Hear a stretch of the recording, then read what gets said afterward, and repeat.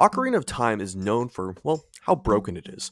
It seems like every now and then there's a new glitch to be explored. Some end up being considered, well, tasks only, others are absolute run killers. So let's take a look at some of the hardest speedrunning glitches Ocarina of Time has to offer. And little side note, there's no particular order. Also, I'm not going to be using stale reference manipulation, or SRM, because that would pretty much end up being the entire video. Now let's start with the most recent discovery in the Defeat Ganon category, formerly known as SRM, which is Ganon Floor. Now, I'm not one to sit here and explain Dynapolis to you, so if you want to watch that, I'll leave a link in the description, but I can explain how hard this setup is. So let's do that instead. Simply, you're just going to start with 2 slashes here, no clue why, but don't ask questions, then a very precise mega flip, get this angle, do some hovers, get a different angle to do another mega flip, but more annoying and frame perfect. Target the wall, side hop a bunch without taking any extra steps, side hop, drop a chew, walk out, then get another angle, then target until you're fully zoomed in, then perfectly pause buffer twice. Target another wall and then just jump into the void. There's just so many small parts to this trick, and on top of that, a lot of precise movement, where you really just can't screw up anything or else the warp won't send you to the Ganon fight. And on the topic of wrong warps, we have the Jabu Jabu wrong warp. Basically for this trick, you're going to stand next to the blue warp, drop a bomb, then do a backflip into the bomb, which will kill you inside of the blue warp. Luckily, we have a fairy here to revive you. Afterwards, you're going to lower your health once more to kill yourself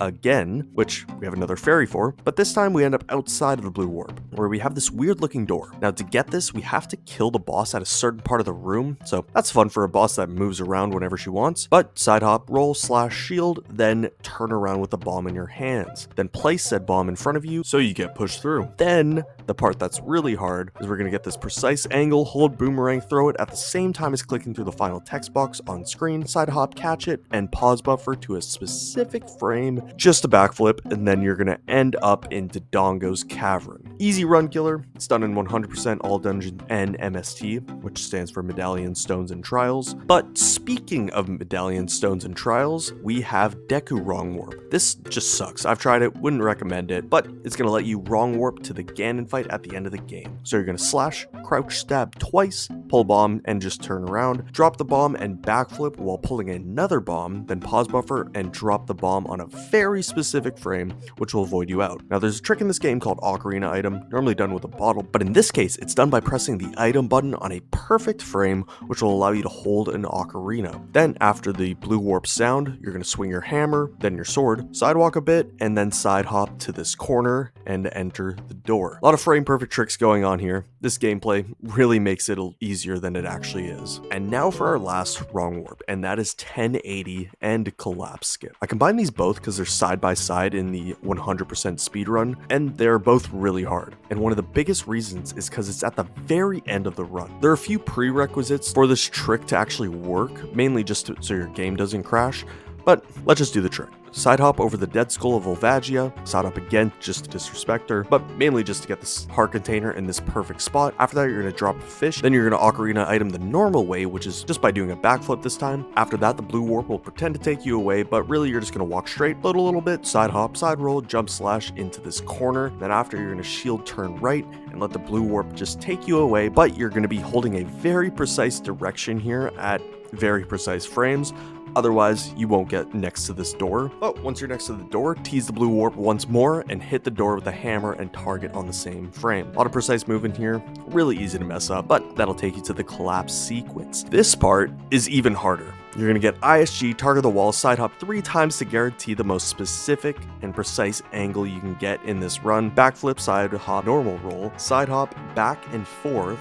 Then you're going to bomb chew hover. You'll have to turn the way Link's legs are moving to make sure you hover in the right pixel. Otherwise, this angle just flat out won't work. But after 9 of these annoying little hovers, you'll side hop to the top of this door and do a normal roll and get this perfect angle and then side hop out of bounds. After that, you have a 4-frame window to jump slash back into the stairwell that isn't loaded in. Then you have to walk down the stairs or do a hyper extended super slide. And now we're done. You're at the last boss fight. Very nice and fun run killer after a 4-hour speedrun. Now, speaking of hyper-extended super slides, let's talk about a classic. If you've ever played this game as a kid, you would have walked through the haunted wasteland, normally using the ghost as a guide, but speedrunners like to do it a little bit faster. So we're going to skip using the ghost and getting the lens of truth, and you're going to super slide through the entire thing.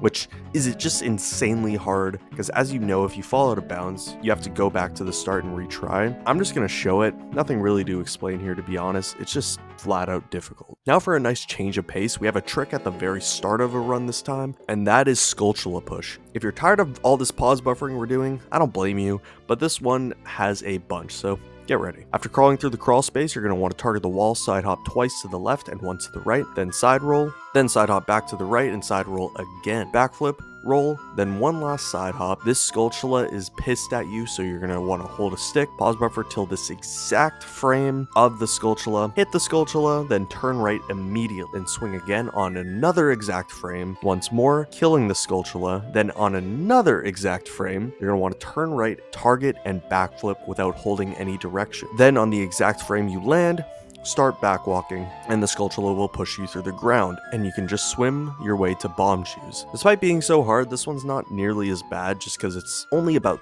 5 or 10 minutes into the run, so can't really complain about this one. Now, in most of these runs, we have to grab bow, and the fastest way to do that is by doing this hookshot jump. So let's do this for the bow. After killing these guys, you spawn this chest, kill this guy before he kills you, target the corner, shield, turn, and you're going to turn to this angle, drop 3 bombs, making sure they're all on top of each other, and not moving around. Target, walk forward, then backflip, and very quickly turn around and crouch stab, and pause buffer to this frame. Put on the hover boots, and you'll enter the door.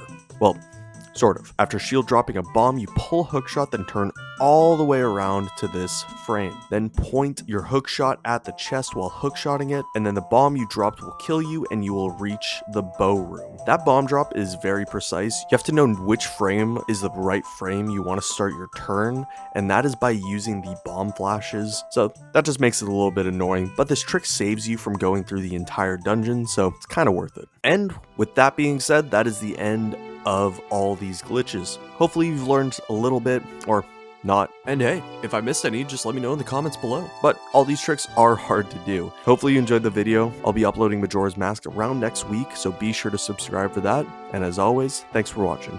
See ya.